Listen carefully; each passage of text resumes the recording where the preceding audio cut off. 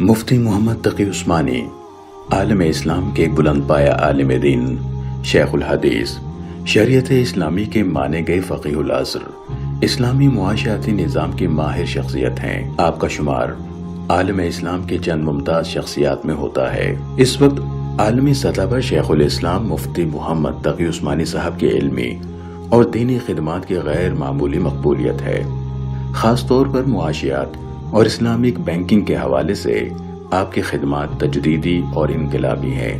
علم و تحقیق کے دریا بہانے والے، مسند درس پر قیمتی جواہر پارے لٹانے والے، اصلاح و تذکیر کا گراں قدر کام انجام دینے والے، نت نئے مسائل کی گتھیاں سلجھانے والے اور ملک و بیرون ملک کے لیے ہر دم پابرکاب رہنے والے، اس مرد درویش نے اردو ادب کی حسین وادیوں کی بھی سیاحت کی، اپنے قلم سے چمن اردو میں نئے گل بوٹے کھلائے اور اپنی البیلی، سیدھی سادی لیکن منفرد تحریر اور ممتاز اسلوب نگاری سے اہل ادب اور اہل قلم سے بھی خوب داد تحسین حاصل کی۔ آپ کے سفر نامے، شخصی خاکے، کتابی تبصرے اور مختلف اخبارات میں شائع ہونے والے کالمز نے آپ کی ادبی خدمات سے بھی دنیا کو نہ صرف روشناس کرایا بلکہ آپ کے طرز تحریر اور رواں تواں قلم کی گلکاریوں کا شیدائی بھی بنایا۔ آپ عالم بھی ہیں، مفتی بھی، آپ مفسر بھی ہیں اور محدث بھی، آپ مقرر بھی ہیں اور محرر بھی، آپ پیر بھی ہیں اور مدرس بھی، آپ قاضی بھی ہیں اور استاد بھی۔ کبھی آپ تفسیر لکھتے نظر آتے ہیں تو کبھی بخاری شریف پڑھاتے نظر آتے ہیں، کبھی آپ امت کے مسائل جدیدہ حل کرتے نظر آتے ہیں۔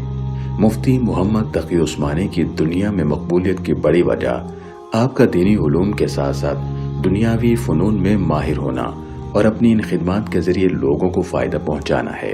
کیونکہ حضرت مفتی تقی صاحب ایک تو بہت بڑے عالم ہیں، تفسیر کے، فقہ کے، حدیث کے، اور اسلامک بینکنگ میں ان کو الگ مہارت ہے، اور انگلش، عربی، فارسی، اردو، یہ 4 زبانیں تو ایسی ہیں جیسے مادری زبان ہوتی ہے ان کی۔ اور پھر آپ کو پتہ ہے کہ علمی لحاظ سے دنیا میں کے جو مذہبی لوگ ہیں ان میں سب سے پہلا نمبر آیا 500 لوگوں میں۔ دنیا کے صف اول کے تحقیقاتی ادارے Royal Islamic strategic studies centre نے دنیا کے 500 بااثر مسلمان شخصیات کی ایک فہرست مرتب کی ہے۔ اس فہرست میں آپ کو مسلم دنیا کی پہلی بااثر شخصیت قرار دیا گیا ہے۔ مفتی محمد تقی عثمانی تحریک پاکستان کے کارکن اور مفتی اعظم پاکستان مفتی محمد شفیع عثمانی رحمت اللہ علیہ کے سب سے چھوٹے فرزند ہے۔ آپ کی پیدائش 27 اکتوبر سن 1943 میں ہندوستان کے صوبے اتر پردیش کے ضلع سہارنپور کے مشہور و معروف قصبے دیوبند میں ہوئی۔ 4 سال کی عمر میں اپنے والد ماجد مفتی محمد شفیع عثمانی رحمت اللہ علیہ کے ساتھ پاکستان ہجرت کی۔ آپ نے اپنی ابتدائی تعلیم مرکزی جامع مسجد تھانوی جیکب لائن کراچی میں حضرت مولانا احتشام الحق صاحب تھانوی رحمت اللہ علیہ کے قائم کردہ مدرسہ اشرفیہ میں حاصل کی، اور پھر آپ نے اپنے والد بزرگوار کی نگرانی میں دارالعلوم کراچی سے درس نظامی کی تعلیم مکمل کی اور ساتھ ہی اسی ادارے میں فقہ میں تخصص کیا۔ ساتھ ساتھ کراچی یونیورسٹی سے گریجویشن کی، جس کے بعد پنجاب یونیورسٹی سے فاضل عربی کا امتحان امتیازی حیثیت میں پاس کیا، جبکہ LLB کا امتحان دوسری پوزیشن کے ساتھ پاس کیا۔ انگریزی، اردو اور عربی تینوں زبانوں میں بیک وقت کمال پیدا کیا۔ مفتی صاحب کے والد ہمیشہ آپ کی روحانی تربیت کے حوالے سے فکر مند رہتے تھے۔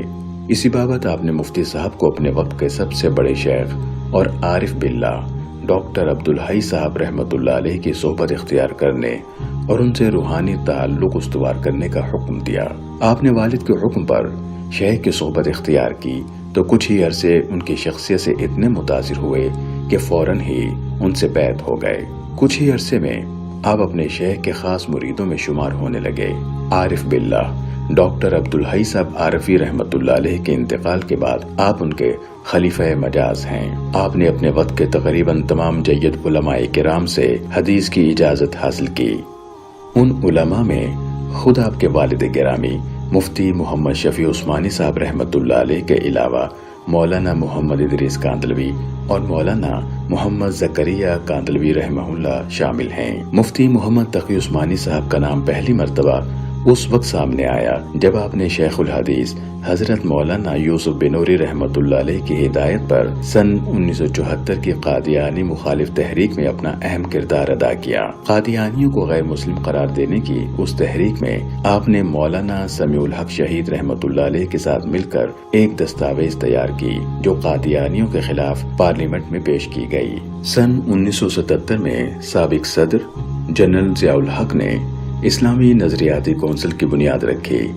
مفتی محمد تقی عثمانی اس کونسل کے بانی ارکان میں سے تھے۔ آپ نے قرآن مجید میں بیان کردہ اللہ کے حدود اور ان کی سزاؤں پر عمل درآمد کے لیے حدود آرڈیننس کی تیاری میں اہم کردار ادا کیا۔ آپ نے سودی نظام بینکاری کے خاتمے کے لیے بھی کئی سفارشات پیش کیں۔ مفتی محمد تقی عثمانی جامعہ کراچی سے وکالت کی سند حاصل کرنے کے بعد طویل عرصے کے لیے پاکستان کے عدالتی نظام سے وابستہ ہو گئے۔ آپ طویل عرصے تک سپریم کورٹ آف پاکستان کے شریعت اپیلیٹ بینچ اور وفاقی شرعی عدالت میں اہم مناصب پر فائز رہے۔ آپ نے بحیثیت منصف کئی اہم فیصلے کیے جن میں سود کو غیر اسلامی قرار دے کر اس پر پابندی کا فیصلہ سب سے معروف ہے۔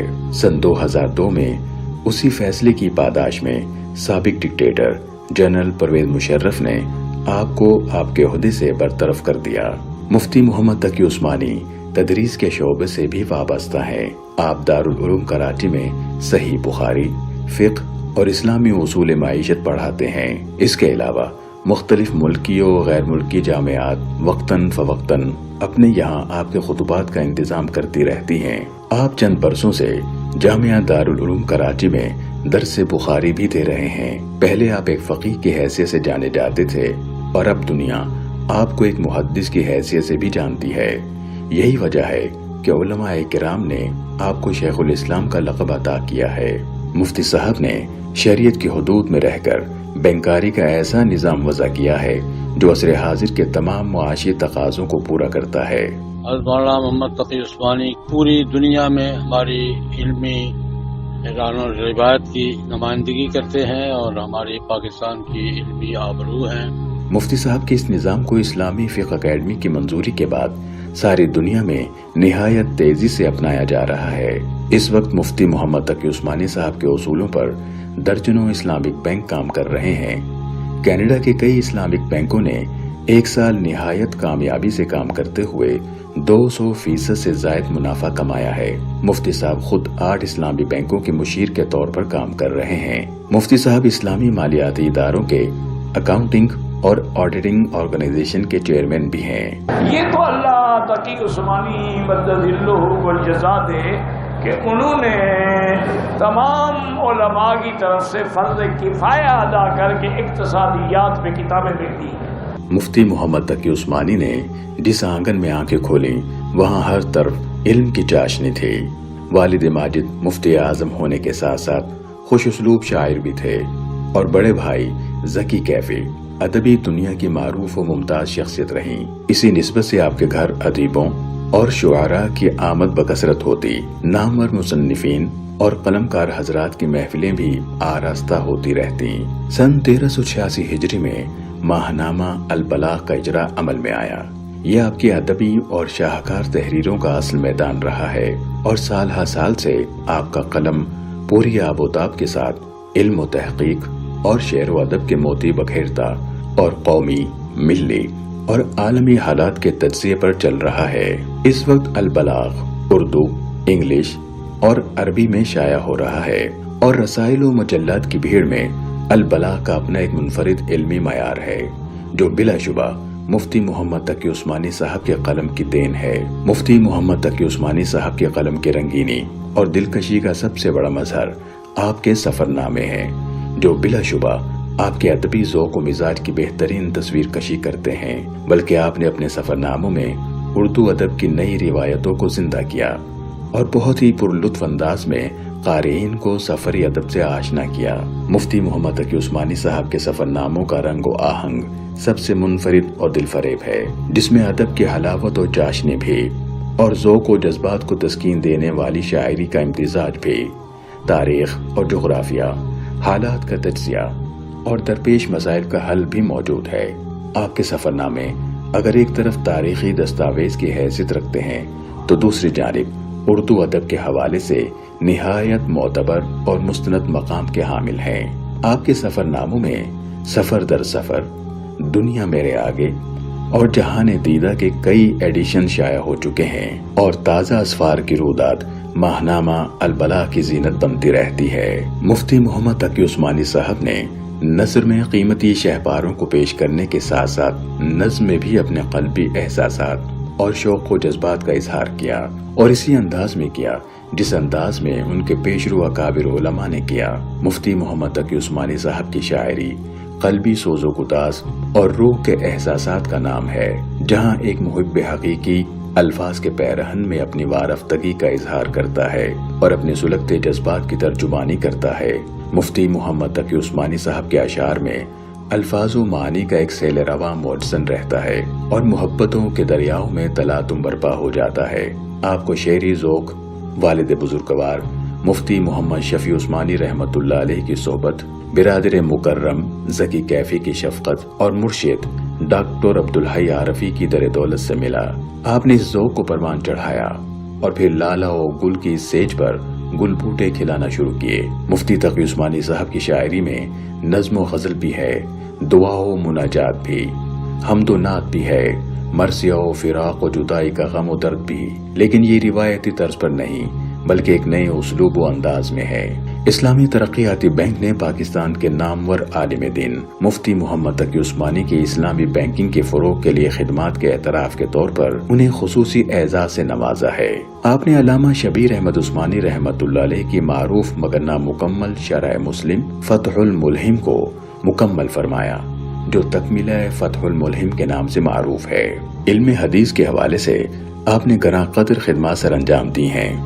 قرآن مجید کا عام فہم اردو ترجمہ، آسان ترجمہ قرآن اور انگریزی ترجمہ دی نوبل قرآن عوام میں بہت مقبول ہیں۔ آپ کی تصانیف عربی، اردو اور انگلش میں علماء اور عوام الناس میں ہدایت اور رہنمائی کا ذریعہ بن رہی ہیں۔ آپ کی معروف تصانیف میں علوم القرآن، تقلید کی شرعی حیثیت، ہمارا معاشی نظام، حضرت امیر معاویہ اور تاریخی حقائق، حجیت حدیث، تراشے، عدالتی فیصلے، درس ترمذی اور مسیحیت کیا ہے وغیرہ بہت معروف ہیں۔